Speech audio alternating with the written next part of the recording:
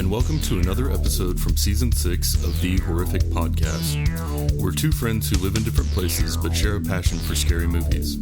Each week we pick a different horror movie and dissect it to figure out what it was trying to accomplish, how well it did, and maybe even some larger truths about why people watch horror movies in the first place. This season we're changing things up. We're devoting a whole season to reviewing Esquire's list of the 50 scariest movies of all time. In each episode, we'll break down a different movie, talk about how scary it really was, and then update our rankings to prove how much smarter we are than the other people on the internet. Thanks for joining us, and we hope you enjoy the conversation. Well, I feel like we're exposing ourselves a bit, and it's my fault. I'm still sick and sound like death, but it's not a week later. We just recorded a double episode. You don't sound like death. We're trying to get ahead of things before all our December travel so that we can keep delivering episodes every week and not fall behind. Because we're professional idiots. Yeah, and when you pay $0 for a podcast, you expect a certain amount of consistency, professionalism, and preparation. We can offer consistency sometimes. Also, I don't know when this podcast coming out, so maybe Merry Christmas.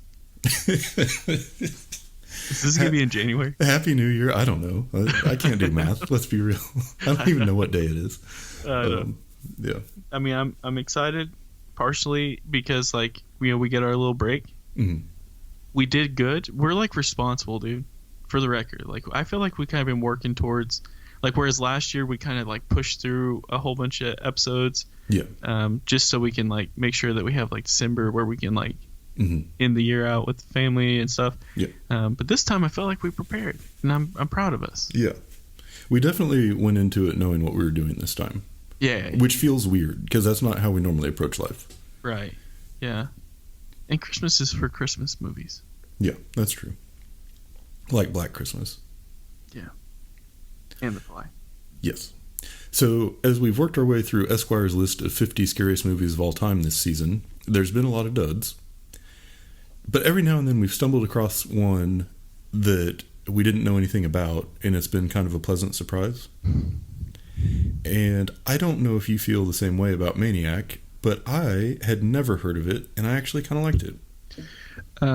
Not only had I not ever heard of it, but I was like, this is cool. Oh, I liked it. Nice. Yeah, I was Cool. very happy with it. Yeah. Yeah, I was very happy with it. But I definitely went into it with no expectations, which I think generally helps, but I had Same. just an overall good experience watching it. Yeah, same thing for me, actually. I was, I think I don't think it would have helped out, but went into it not knowing anything about it, like I try to do, but very pleasantly surprised with this one. Yeah. And I had a little maybe Christmas / New Year's / week before Christmas miracle going with it too. Well, I say that this isn't a Christmas, but I think it is because he mentions how he Christmas shops in it. So, yeah. So the miracle was Joe Spinel plays the lead. Yeah. And I thought he looked really familiar, but I couldn't place it and I didn't look it up. Then on Friday night before the show, we were at Jackalope and they were playing Rocky. Oh, yeah. And who walks on the screen? Mm-hmm. But Joe Spinel. The Maniac. Oh, yeah, Joe Spinel. And I was like, I'd recognize that double chin anywhere. That's where I know him from. So, yeah. Hey, Rock, here's an extra 500. Yeah, exactly. Yeah. Yeah. No, but he was in a lot of Godfathers, Mm-hmm. 1 and 2, Rocky 1 and 2, Taxi Driver. He was in the good 1 and 2s. He's a big deal. Yeah. Yeah. And I thought he was perfect for this role. Also, the story was by him. Oh, really?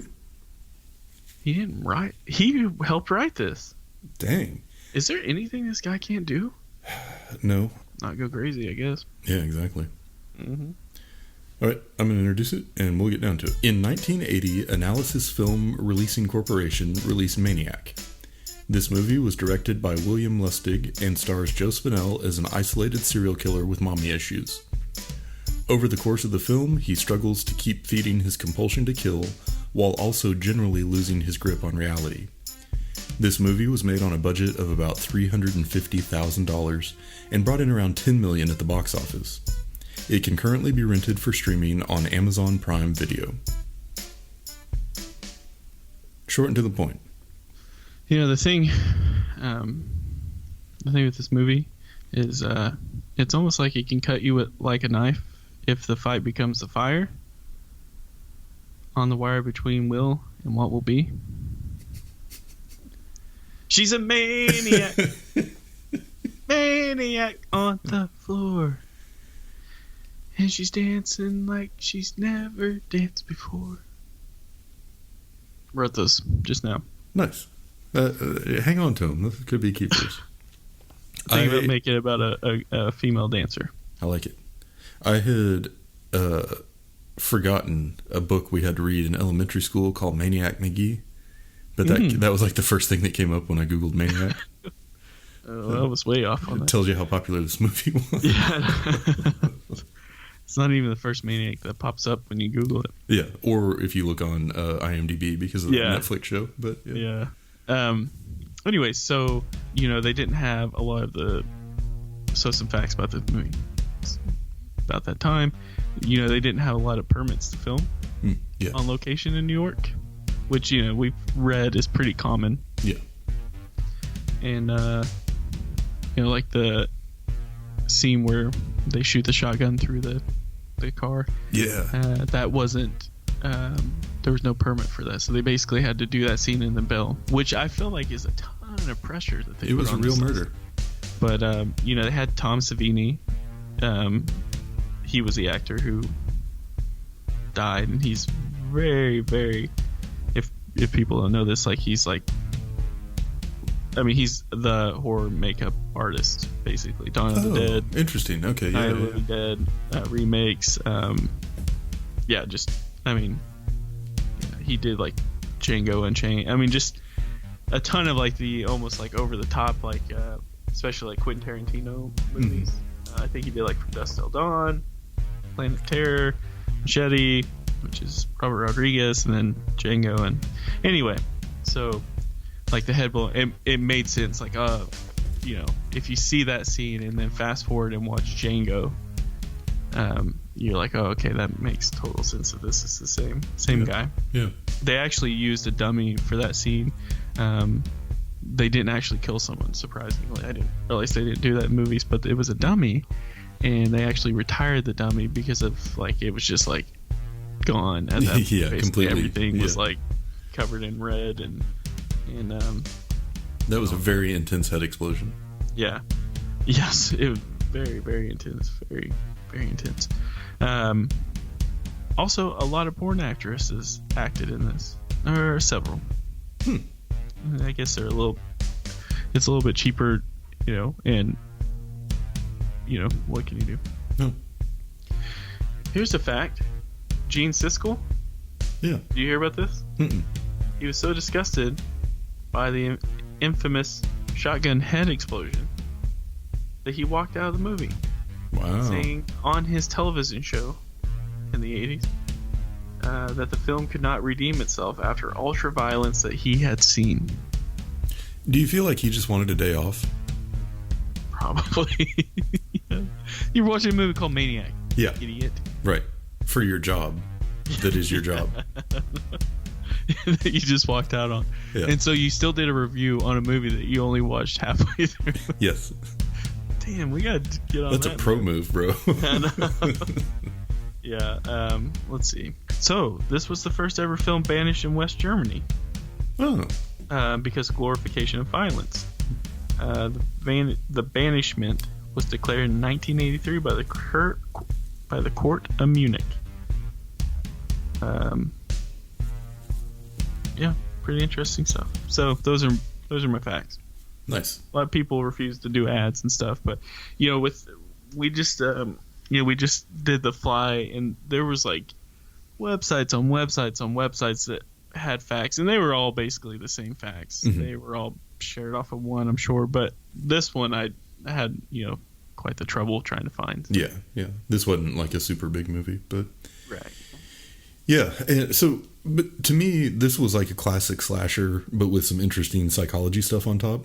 Mm-hmm. So I definitely saw some similarities to Psycho, but then as far as like the intro and music stuff, it really reminded me a lot of like Halloween and Friday the 13th, like some of those 80s and 70s movies.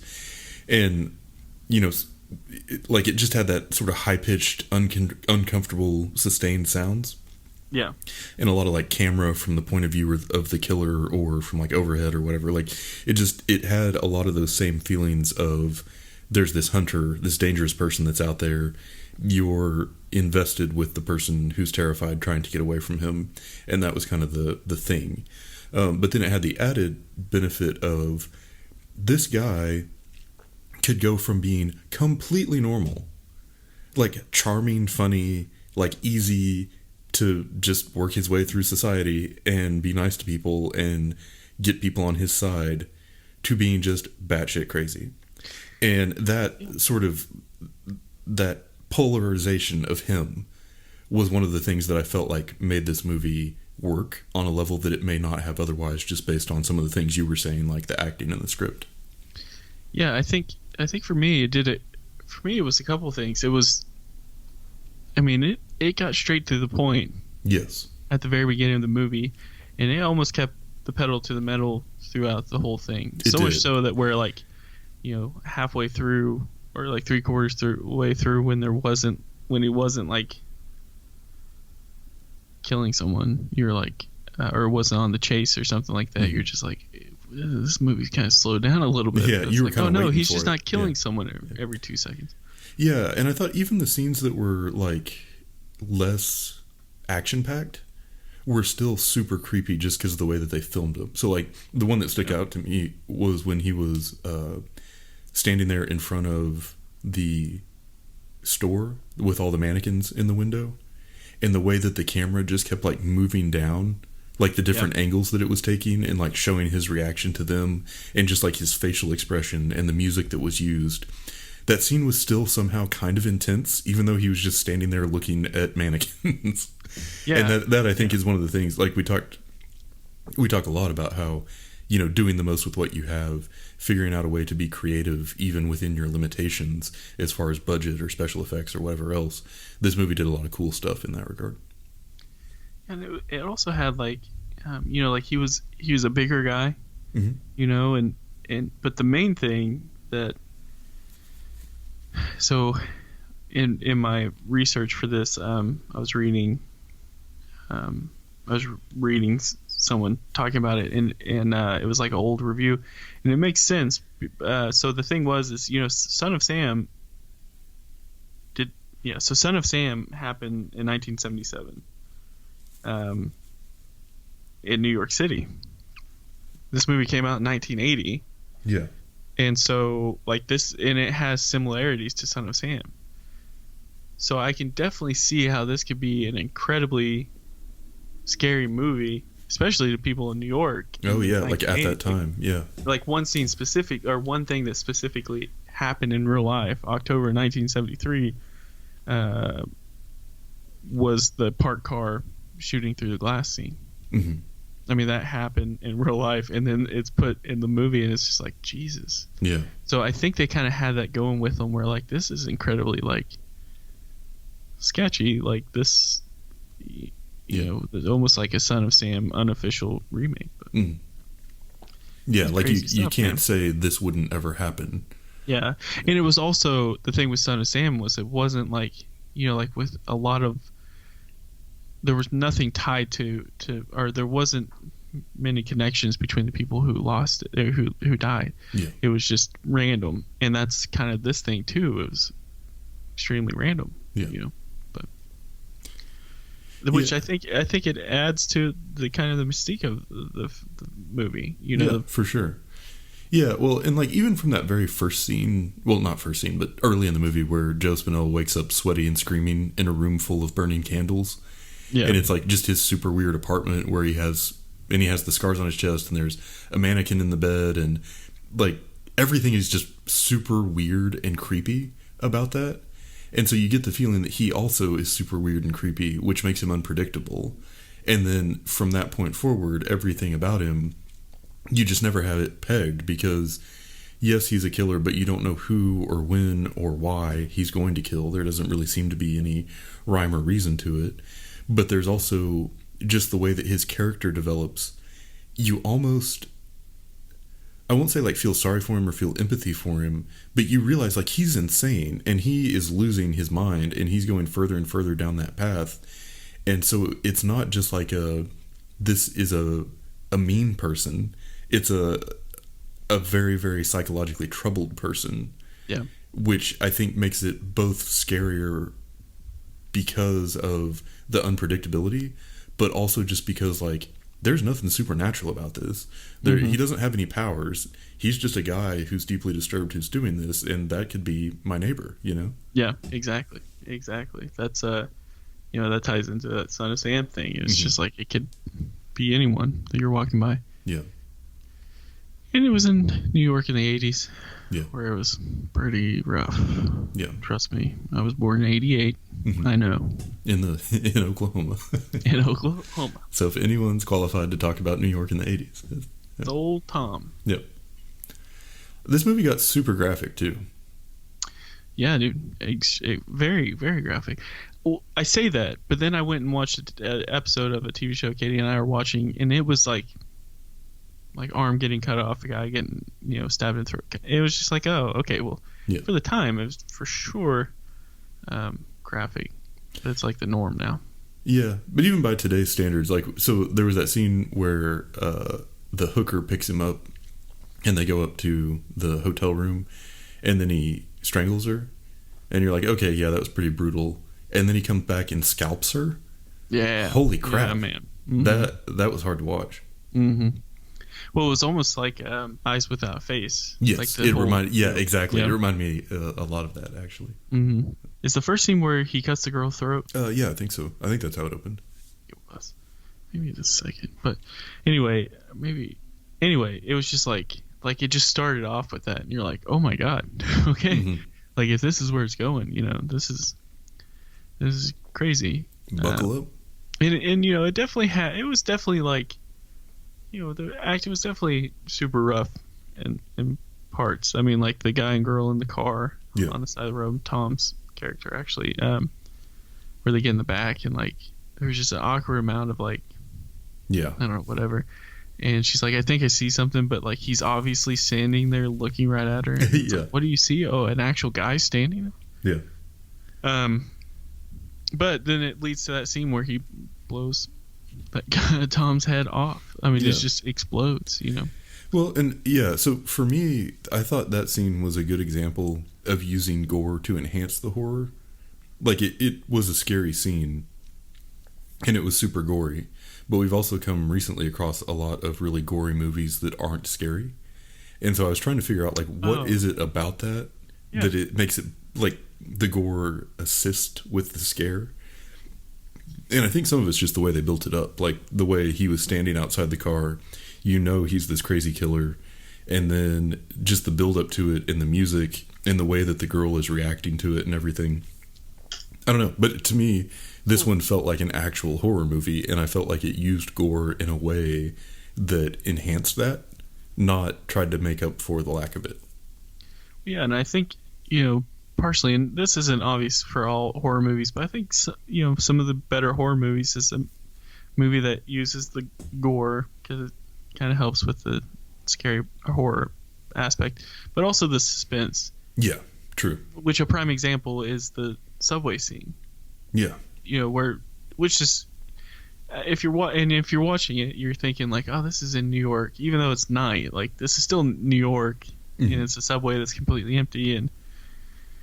But I mean, like that was a horror scene. That whole scene from start to bottom was a horror scene. Yeah. She was getting chased by when she was getting chased, she had no way out. She ran into a dead end, and ended up dying. It was like, okay, that's a prime example of a horror movie scene. Yeah. Yeah. It was also really funny to me that in the bathroom of the subway station, the graffiti on the wall said "Apocalypse Now." Yeah.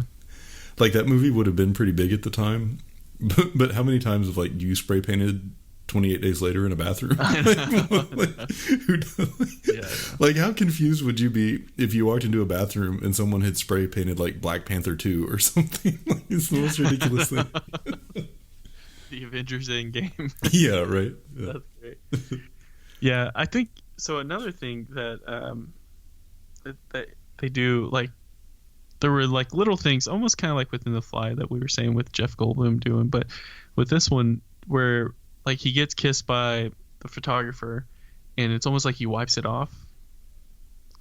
Like, well, it's not almost like he wipes off the kiss with his hand, and it's like, I don't know if he was trying to play like bashful or not, but like something very, very obvious when like he gave her the teddy bear as a gift, and she did that, and then he realized that she was not into men, and like went kind of crazy there. But it was also the whole, like, he was able to play a character that could do those things. It could seem charming, and all that, but he was also planning the whole time. Like, he went and picked up the necklace after he realized for sure. It's like, oh man, that's great.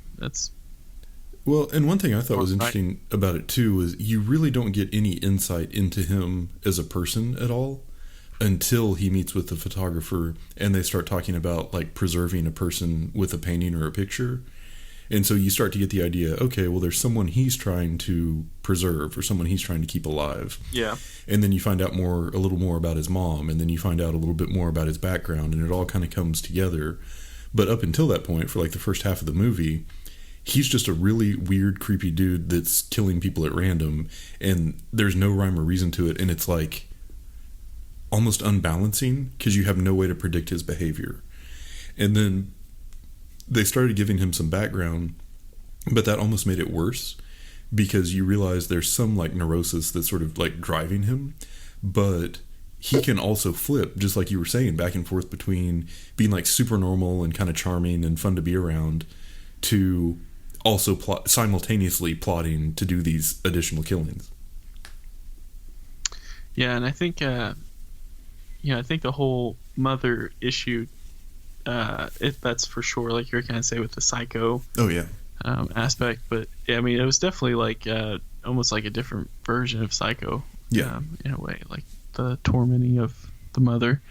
I kind of wish that it was almost a little bit more obvious in a way, because there was like there was times where like he was talking to her and then you realize, oh, he's talking to his mom here, like I'm not gonna leave, I'm not gonna go to the closet tonight or something. But they did what they could. Yeah, and it definitely, one thing I liked about it was how his mental illness was progressing as the movie went along.